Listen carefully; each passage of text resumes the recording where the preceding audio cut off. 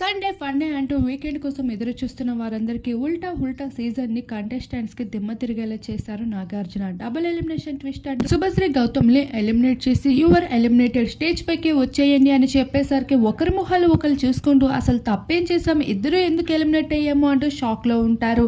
అంతలోనే గౌతమ్, నీకు మాత్రం సీక్రెట్ రూమ్ ఉంది, నువ్వు ఎంజాయ్ చేయు ఆడియన్స్, అలానే కంటెస్టెంట్స్ పర్ఫార్మెన్స్ చూసి అంటూ చెప్పేసరికి thank you so much sir, అసలు ఇలా జరుగుతుందని అనుకోలేదు అంటూ అదే షాక్ లో అయితే సీక్రెట్ రూమ్ లోకి గౌతమ్ అయితే అడుగు పెడతారు.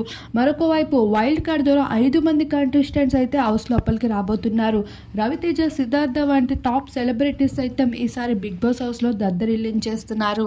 మరి చూడాల్సి ఉంది. గ్రాండ్ లాంచ్ అంటూ లేటెస్ట్ గా వస్తున్నాము అంటూ న్యూ కంటెస్టెంట్స్ హౌస్ లోపలికి అడుగు పెట్టడం, మరి బిగ్ బాస్ ఏ విధంగా ఉంటుంది, హౌస్ మేట్స్ తో కొత్త కంటెస్టెంట్స్ కలుస్తారా అనేది కూడా చూడాల్సి ఉంది.